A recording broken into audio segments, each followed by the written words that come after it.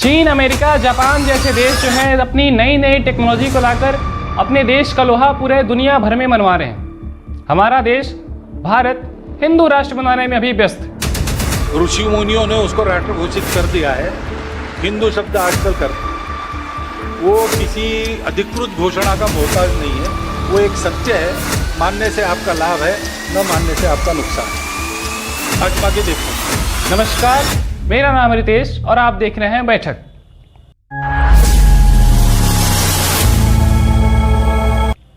इस बैठक में चर्चा करेंगे धर्म की राजनीति के ऊपर। इस समय जो राजनीति हो रही है ये आम जनता के मुद्दों से कहीं परे हटकर धर्म के नाम पर राजनीति की जा रही है। लोगों को हिंदू मुस्लिम के चक्कर में पड़वाया जा रहा है और इसी के चक्कर में वोट बटोरा जा रहा है। इस भारत जैसे देश में 140 करोड़ जहां जनसंख्या है उसमें से 100 करोड़ से ज़्यादा लोग हिंदू हैं। उस देश में हिंदू खतरे में है। जब कांग्रेस की सरकार थी तो हिंदू जागे हुए थे और जब अभी बीजेपी की सरकार है तो हिंदू सो रहे हैं और इन सोए हुए हिंदुओं को जगाने का जिम्मा लिया है हमारी सरकार ने। अभी जो ये मोदी जी के आप कपकपाते हाथ को देख रहे हैं, ये हाथ तब नहीं कांपे जब प्रज्वल रमन्ना जैसे बलात्कारी के ऊपर पीठ थपथपाया गया था। ये हाथ तब नहीं कांपे जब इन जैसे बलात्कारी को टिकट दिया गया था और जितवाया भी गया था। पिंटू मेरा खास दोस्त है भाई, इसको जरूर जिताना। वो सीतामढ़ी से लड़ रहा है, ये पिंटू को जिता दो, हम उसको बड़ा आदमी बनाएंगे, बड़ा आदमी बनाएंगे। मोदी जी के हाथ उस वक्त भी नहीं कांपे जब अडानी के साथ मिलकर 20 लाख वर्ग किलोमीटर में फैले जंगल को काट दिया गया था। ये हाथ तब नहीं कांपे जो जंगल में रह रहे आदिवासियों को बेघर कर दिया गया था। धर्म के नाम पे राजनीति करने के बाद जब आते हैं तो उसमें योगी जी सबसे पहले आते हैं। वो गौ हत्याओं पे प्रतिबंध लगाते हैं, लेकिन भारत में सबसे ज्यादा जो बीफ है, गाय का मांस है, वो उत्तर प्रदेश से ही सेलिंग की जाती है। भारत जो है बीफ बेचने में दुनिया में दूसरे नंबर पे आता है। इस बात से आप पता लगा सकते हैं कि ये आम जनता के लिए क्या है। इस बात से आप ये पता लगा सकते हैं कि आपको कैसे बहलाया फुसलाया जा रहा है। इस बात से आप ये पता लगा सकते हैं कि आम जनता को, इस भोली भाली जनता को कैसे बहलाया फुसलाया जा रहा है। जब हिंदू राष्ट्र बनाना है तो इतने सारे बीफ जो है कहां से बिकते हैं? क्या इन सब चीजों पे सरकार का ध्यान नहीं जाता है? हमारी सरकार जो है दिल्ली से प्रदूषण को खत्म नहीं कर पाई। वहां पे 700 से 801 युवाओं में लोगों को जीवन काटना पड़ रहा है। जो बच्चे अभी पैदा हुए हैं उनको जहरीली हवाएं मिल रही है और आप बात करते हैं भारत को विकसित करने के लिए। भारत विकसित ऐसे ही होता है। आप यमुना की सफाई नहीं कर पा रहे हैं, ये अलग की बात है कि आप सफाई नहीं कर पा रहे हैं, लेकिन ये बड़ी बात है कि आप मानने को तैयार नहीं है कि यमुना प्रदूषित है। ऊपर से आप दूसरी यमुना बना देते हैं ताकि साफ लगे, ताकि उसमें फोटो कैप्चर आ सके। पानी मैं देख रहा हूँ यहाँ तो साफ दिखाई दे रहा है। ये पानी आपने सिर्फ वीडियो और रील्स बनाने के लिए थोड़ा सा साफ करवाया है या एक्चुअली यमुना में वाकई में पानी साफ हो गया है? बहुत फ़र्क है, बहुत फ़र्क है। जो यमुना जी हमें 8 महीने पहले मिली थी और आज जो यमुना जी आप देखिए यहाँ से वहाँ तक कहीं भी आप निगाह उठा करके देख लीजिए, आपको स्वच्छ पानी दिखाई दे रहा है। स्वच्छ इसमें गंगा जी को, यमुना जी का पानी एक भी बूंद टच नहीं है, फ्रेश शुद्ध पानी है।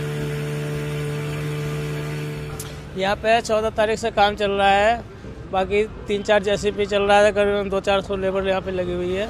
बात आती है शिक्षा की, तो जब वोट की बारी आती है तो पोलिंग बूथ आपके घर के नजदीक आ जाता है। सभी सरकारी स्कूलों को पोलिंग बूथ बना दिया जाता है, लेकिन वहीं जब बात आती है पढ़ने की, रोजगार की, शिक्षा की, तो सरकार आंखें मूंद लेती है। क्या ये गूंगी बहरी सरकार को नहीं दिखता है कि भारत में शिक्षा का स्तर किस कदर नीचे गिर गया है? एक छोटे से एसएससी जैसे एग्जाम के लिए बच्चे को 500 से 1000 किलोमीटर की दूरी तय करनी पड़ती है। ये अलग की बात है कि दूरी तय करनी पड़ती है, लेकिन वहां पे जाने के बाद ये तक भी उनको नहीं पता चलता है कि वहां पे कभी सर्वर काम नहीं करता है तो कभी बायोमेट्रिक काम नहीं करता है।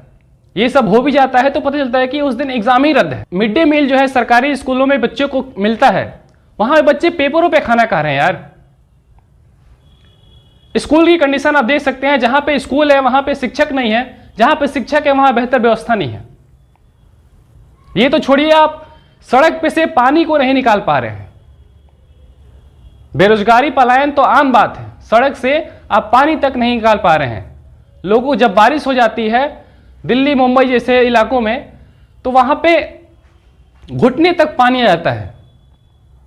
लोगों को पानी में तैर करके ऑफिस स्कूल जाना होता है, अपने कामों पे जाना होता है। मुझे एक बात बताइए कि आप हिंदू राष्ट्र बना के क्या हासिल कर लेंगे? उससे लोगों को, आम जनता को क्या फायदा होगा? आपने मंदिर बनवाया, ये बहुत ही गौरवपूर्ण बात है, बहुत अच्छा लग रहा है। हिंदू होने के नाते हमें भी उस पर गर्व है, लेकिन उससे ऊपर भी तो कुछ है ना यार। उससे ऊपर शिक्षा है हमारी, स्वास्थ्य है हमारी। आप सरकारी अस्पतालों में जाकर देख लीजिए, वहां पे लोग मरते रहते हैं, बेड तक नसीब नहीं होता है। बेड छोड़िए, गाड़ी से उतरकर स्ट्रेचर तक की व्यवस्था नहीं होती है ताकि वो अपने वार्ड तक जा पाए। लोग गोदी में उठा के ले जाते हैं अपने पेशेंट को। आप कभी अपने 4 व्हीलर से उतर के देखिएगा, आपको सब कुछ दिख जाएगा। या फिर आपके जो भी मंत्री विधायक हो, उनको एक बार बैठा के पूछिए कि आपके राज्य का, आपके जिले का क्या हाल है। और ये केवल एक जगह की बात नहीं है, ये पूरे ऑल ओवर इंडिया की बात है। सभी जगह पे ऐसे ही चल रहा है। मैं सरकार से यही गुजारिश करूंगा कि प्लीज आम जनता की जिंदगी से आप खिलवाड़ मत कीजिए। लोगों को उनके हक की चीजें दीजिए। ज्यादा कुछ नहीं, लोगों को बस स्वास्थ्य, शिक्षा, रोजगार, बस ये 3 चीजें होती है लोगों को जीवन जीने के लिए। आप ये 3 चीजें करिएगा तो लोग खुद ब खुद सुधर जाएंगे। लोगों को आपके 5 किलो राशन के ऊपर निर्भर नहीं होना पड़ेगा। जब मोदी जी गुजरात आते हैं तो बड़ी बड़ी इंडस्ट्रियल की बात करते हैं, बड़े बड़े फैक्ट्री की बात करते हैं, बड़े बड़े कॉलेजों की बात करते हैं। वहीं जब बिहार आते हैं चुनाव में, तो आप ये वीडियो देख लीजिए।